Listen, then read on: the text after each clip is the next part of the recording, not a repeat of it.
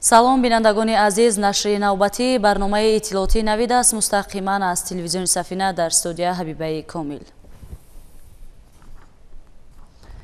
имрӯз президенти ҷумҳурии Тоҷикистон пешвои миллат муҳтарам Эмомалӣ Раҳмон ҷиҳати иштирок дар вохӯрии сарони давлатҳои Осиёи Марказӣ Ҷумҳурии Федеративии Олмон ба шаҳри остонаи Ҷумҳурии Қазоқистон сафар карданд.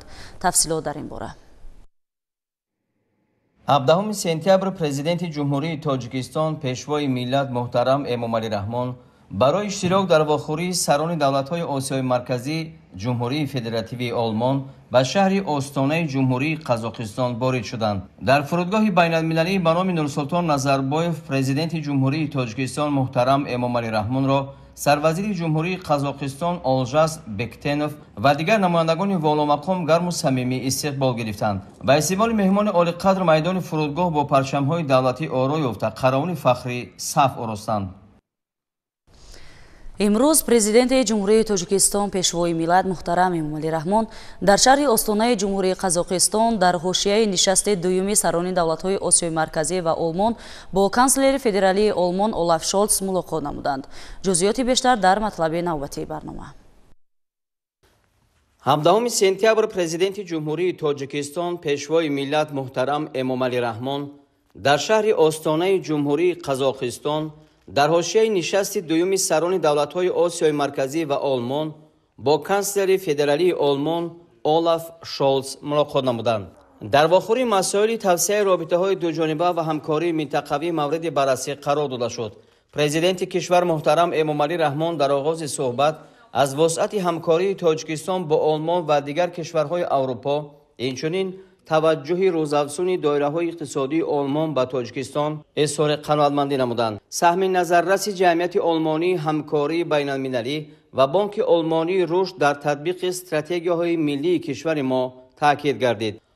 ҷонибҳо оид ба идомаи ҳамкории босамар дар соҳаҳои иқтисоду тиҷорат, саноат, гидроэнергетика, энергияи офтобӣ ва бодӣ, нақлиёт ва кишоварзӣ изҳори ҳавасмандӣ намуданд. сарвари давлат муҳтарам Эмомалӣ Раҳмон бо арзи сипос аз ҳиссагузории Олмон дар сохтмони нерӯгоҳҳои Тоҷикистон ва Себзор дар Бадахшон, ҳамчунин навсозии нерӯгоҳи Норак ёдовар шуда, изҳори бовар намуданд, ки ин таҷриба метавонад дар сохтмони нерӯгоҳи Роҳун низ идома ёбад. истихроҷу коркарди маъданҳо ба хусус элементҳои нодири он ва густариши ҳамкории дуҷониба дар соҳаҳои саноату кишоварзӣ, содироти маҳсулоти ин бахшҳо аз Тоҷикистон ба Олмон аз ҷумлаи самтҳои ояндадор номида шуд. Олаф Шолц изҳор дошт, ки Олмон ба ҳамкорӣ бо Тоҷикистон дар бахшҳои энергетика, аз ҷумла гидроэнергетика ва дигар манбаъҳои нерӯи сабз, саноати кӯҳӣ, ҳифзи муҳити зист ва дар масоили амнияти манфиатдор аст. мо ширкатҳои дорои нуфузи ҷаҳонии Олмонро ба ҳамкорӣ бо Тоҷикистон ташвиқ менамоем, таъкид дошт Олаф Шолц. роҳҳои ҳалли мушкилоти глобалии марбут ба оби ошомиданӣ ва обшавии перяхҳо, тағйирёбии иқлим ва амнияти озуқаворӣ аз мавзӯъҳои дигари мулоқот буд. таъкид карда шуд, ки бо назардошти рағбати зиёди ҷавонони Тоҷикистон, кишвари мо ҷиҳати ҷорӣ намудани барномаҳои таълимӣ, забономӯзиву касбӣ омодаи тавсеяи ҳамкорӣ бо Олмон аст. дар мулоқот ҳамчунин доир ба масоили амну субот дар минтақа ва ҷаҳон мубодилаи афкор сурат гирифт. дар фароварди мулоқот сарвари давлат муҳтарам Эмомалӣ Раҳмон аз канцлери федералии Олмон Олаф Шолц даъват намуданд, ки барои анҷоми сафари расмӣ ба Тоҷикистон ташриф биёранд. имрӯз президенти ҷумҳурии Тоҷикистон пешвои миллат муҳтарам Эмомалӣ Раҳмон дар шаҳри остонаи Ҷумҳурии Қазоқистон дар нишасти дуюми сарони давлатҳои Осиёи Марказӣ ва Олмон иштирок ва суханронӣ карданд. гузориши ҳамкасбони мо аз хадамоти матбуоти президенти ҷумҳурии Тоҷикистон дар ҳамин бора омода шудааст. 17 сентябр президенти ҷумҳурии Тоҷикистон пешвои миллат муҳтарам Эмомалӣ Раҳмон дар шаҳри остонаи Ҷумҳурии Қазоқистон дар нишасти дуюми сарони давлатҳои Осиёи Марказӣ ва Олмон иштирок ва суханронӣ карданд. Tojikiston Respublikasining prezidenti Emomali Rahmon.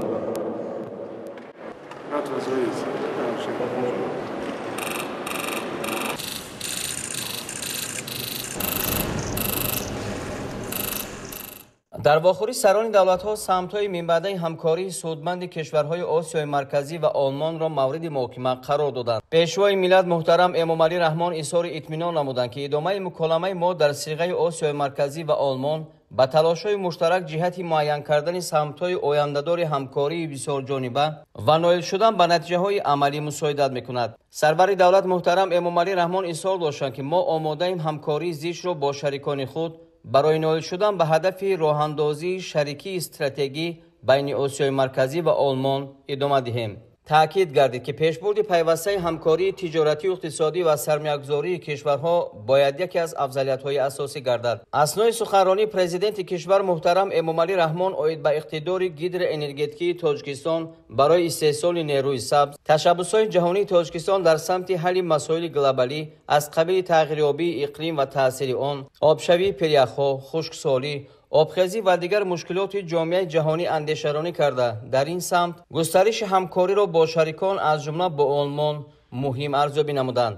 ҳамкории босамар ба хотири таъмини амну субот дар минтақа ва ҷаҳон низ басо муҳим номида шуд. Президенти ҷумҳурии Тоҷикистон муҳтарам Эмомалӣ Раҳмон таваҷҷӯҳи сарони давлатҳоро ба масъалаи рушди ҳамкорӣ дар бахшҳои фарҳангиву гуманитарӣ, маориф ва тайёр кардани кадрҳо барои соҳаҳои мухталифи иқтисод низ ҷалб намуданд. дар анҷоми суханронӣ сарвари давлат муҳтарам Эмомалӣ Раҳмон изҳори умедворӣ намуданд, ки натиҷаҳои нишасти дуюми сарони давлатҳои Осиёи Марказӣ ва Олмон барои боз ҳам мустаҳкам шудани муносибатҳои ҳамкорӣ ба нафъи мардумони кишварҳо мусоидат мекунад.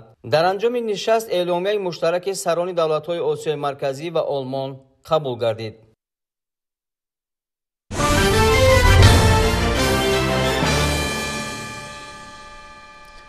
дар шаҳри Душанбе ҷаласаи нуҳуми вазирон оид ба коҳиши хатари офатҳои табиӣ дар кишварҳои узви Созмони ҳамкориҳои иқтисодӣ баргузор гардид. ҷаласа аз ҷониби Кумитаи ҳолатҳои фавқулода ва мудофиаи гражданӣ назди ҳукумати ҷумҳурии Тоҷикистон ва Созмони ҳамкориҳои иқтисодӣ роҳандозӣ шуд. дар нишаст роҳбарон ва намояндагони вазорату идораҳои ваколатдори соҳаи идораи хатари офатҳои табиӣ аз Тоҷикистон, Озарбойҷон, Қазоқистон, Туркманистон, Туркия, Ҷумҳурии Исломии Эрон, Ҷумҳурии Исломии Покистон ва Созмони ҳамкориҳои иқтисодӣ, намояндагиҳои дипломатӣ ва ташкилотҳои байналмилалии муқими Тоҷикистон ширкат намуданд. дар ҷаласа ба масъалаҳои ҳамкорӣ дар самти коҳиши хатари офатҳои табиӣ таваҷҷӯҳи хоса зоҳир гардид. Кумитаи ҳолатҳои фавқулода ҷиҳати амалӣ намудани сиёсати ҳукумати ҷумҳурии Тоҷикистон дар самти пешгирӣ ва коҳиши офатҳои табиӣ як қатор чорабиниҳоро дар давоми сол амалӣ намуд ва аз он ҷумла баргузории ин нишасте, ки имрӯз шуд, бори дигар шаҳодати онро медиҳад, ки сиёсати ҳукумати ҷумҳурии Тоҷикистон дар раванди паст намудани офатҳои табиӣ хеле назаррас аст, на танҳо дар дохили мамлакат, балки берун аз он. дар нишаст тамоми иштирокчиён ба як хулосаи умумӣ омаданд, ки албатта бояд қайд намуд, ки офатҳои табиӣ ва рух додани онҳо на марз дорад ва на ҳудуд ва умумияти рух додани ҳодисаҳои табиӣ дар минтақа ягона аст. бинобар ин ҷиҳати пешгирӣ намудани он ва аз ҳама муҳимаш пешгирӣ намудани ҳаллокшавии шаҳрвандон ҳангоми рух додани офатҳои табиӣ яке аз масъалаҳои мубрами ин нишаст буд. иштирокчиён масъалаҳои марбут ба татбиқи барномаи чаҳорчӯбаи Сендай дар қаламрави кишварҳои узви ЭКО, харитаи роҳ ва пешниҳодҳо, лоиҳаҳои барномаи чаҳорчӯбаи минтақавии ЭКО оид ба паст кардани хатари офатҳои табиӣ барои солҳои 2021-2025, роҳҳои ҳалли амалии зиёд кардани маблағгузорӣ барои коҳиши хатари офатҳои табиӣ мавриди баррасӣ қарор гирифт. дар нишаст мушкилоти муштараки кишварҳое, ки роҳи баромад ба баҳру уқёнусҳоро надоранд, бо ёрии ҷаласаҳои фанӣ дар мавриди таҳдидҳои аслие, ки кишвари мизбон Тоҷикистон бо он рӯбарӯ аст, баррасӣ шуда барои рафъи ин мушкилот табодули назар сурат гирифт. дар он эъломияе ки имрӯз имзо ва қабул шуд, бори дигар зикр гашт, ки ҳатман табодули он таҷрибае ки ҳаст, табодули он ҳамкориҳое ки имрӯз ҳаст, бояд ки боз ҳам густариш ёбад ва бо мақсади оне ки имрӯзҳо мутаассифона дар натиҷаи тағйирёбии иқлим шумораи рух додани офатҳои табиӣ на танҳо дар ҷумҳурии мо, балки дар тамоми ҷаҳон зиёд шуда истодааст.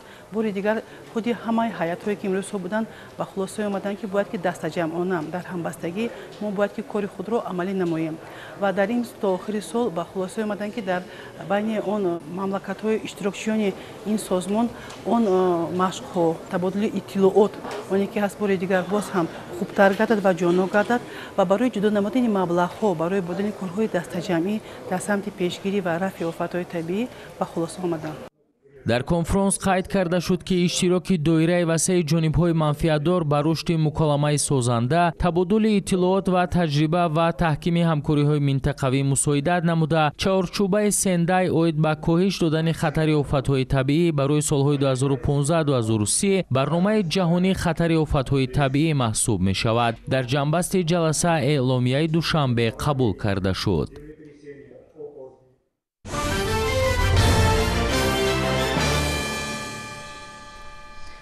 дар муассисаи давлатии осорхонаи миллӣ вобаста ба шомил гардидани силсилаи ҳунарҳои мардумӣ ба феҳристи осори фарҳанги ғайримоддии Созмони Милали Муттаҳид оид ба масъалаҳои илм, маориф ва фарҳанг, ЮНЕСКО ва эҳёи дигар намудҳои санъат ва касбу ҳунарҳои қадимаи миллӣ дар соли 2024 намоиши ҷумҳуриявӣ таҳти унвони муаррифии ҳунарҳои мардумии халқи тоҷик баргузор мегардад.